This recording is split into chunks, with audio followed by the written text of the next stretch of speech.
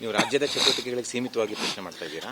ನೋಡಿ, ಈ ಪ್ರಶ್ನೆ ನಾನಲ್ಲ ಕೇಳಿದ್ದು, ಜನ ಕೇಳ್ತಾ ಇರೋದು. ಆಮೇಲೆ ಈ ಅಂಕಿಅಂಶಗಳು ಕೂಡ ನಂದಲ್ಲ. ಈ ಅಂಕಿಅಂಶಗಳು RSSನ ಹೈಯೆಸ್ಟ್ ಡಿಸಿಷನ್ ಮೇಕಿಂಗ್ ಬಾಡಿಯವರ ಆ್ಯನ್ಯುವಲ್ ರಿಪೋರ್ಟ್, ವಾರ್ಷಿಕ ವರದಿ, ಅದರಲ್ಲಿ ಕೊಟ್ಟಿರೋದು. ನೀವೇ ಹೇಳಿ ಸರ್, ದಿನನಿತ್ಯ 4500 ಕಡೆ ಇವ್ರ ಚಟುವಟಿಕೆ ನಡೀತಾ ಇದೆ ಅಂದರೆ ನೀವು ಕೇಳಲ್ವ? ಏನೋ ಒಂದು ಸಣ್ಣ ಇನ್ಸಿಡೆಂಟ್ ಆದ್ರೂ ಬಂದನ್ನು ಕೇಳ್ತೀರಾ? ಗಂಡ ಹೆಂಡತಿ ಜಗಳ ಆಡಿದ್ರು ಬಂದನ್ನು ಕೇಳ್ತೀರಾ?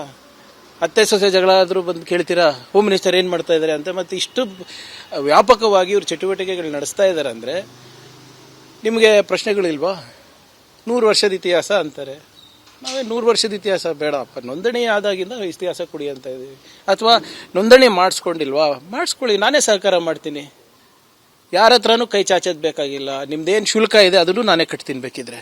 ಸರ್, ಎಲ್ಲೊಂದು ಕಡೆ ಗ್ಯಾರಂಟಿ ಇದು ಗೃಹಲಕ್ಷ್ಮಿ 225 ಕೋಟಿ ಅಕ್ರಮ ಆಗಿದೆ ಅನ್ನುವಂಥ ಅನುಮಾನ CAG ವರದಿಯಲ್ಲಿ. ನೋಡಿ, CAG ಅವರ ವರದಿ ನಾನು ನೋಡಿದ್ದೀನಿ.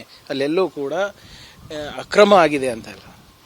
ಕೆಲವು ಅಕೌಂಟ್ಸ್ಗೆ ಕೆಲವು ಬೆನಿಫಿಷರೀಸ್ಗೆ 2-3 ಸರಿ ಹೋಗಿರಬಹುದು ಅಂತ ಹೇಳ್ತಾ ಇದ್ದಾರೆ. ಒಂದೇ ಬೆನಿಫಿಷರಿ ಮಲ್ಟಿಪಲ್ ಅಕೌಂಟ್ಸಲ್ಲಿ ತೆಗೆದಿದ್ದಾರೆ, ಅದು ಅನುಮಾನ ಅಂತ ಹೇಳ್ತಾ ಇದ್ದಾರೆ ಹೊರತು ಇದು DBT ಸರ್.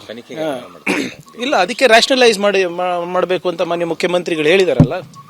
ರ್ಯಾಷನಲೈಸ್ ಏನಂದರೆ ಏನು? ತಂತ್ರಜ್ಞಾನವನ್ನು ಬಳಸ್ಕೊಂಡು ಸೂಕ್ತ ವ್ಯಕ್ತಿಗೆ ಹೋಗ್ತಾ ಇದೆಯಾ ಇಲ್ಲ, ಅದನ್ನು ಯಾರು ಫಲಾನುಭವಿಗಳಿದ್ದಾರೆ ಅವರಿಗೆ ಹೋಗ್ತಾ ಇದೆಯಾ, ಅಥವಾ ಒಂದೇ ಫಲಾನುಭವಿಗೆ 2-3 ಸರಿ ಹೋಗ್ತಾ ಇದೆಯಾ, ತೀರೋಗಿರೋರಿಗೆ ಹೋಗ್ತಾ ಇದೆಯಾ ದುಡ್ಡು, ಅದೆಲ್ಲನೂ ಕೂಡ ಪರಿಷ್ಕರಣೆ ಮಾಡಬೇಕು ಅಂತ ಮಾನ್ಯ ಮುಖ್ಯಮಂತ್ರಿಗಳು ಹೇಳ್ತಾ ಇದ್ದಾರೆ. ಅದ್ರ ಪ್ರಕಾರನೇ ಮಾಡ್ತಾ ಇದ್ದೀವಿ, as per AG report only.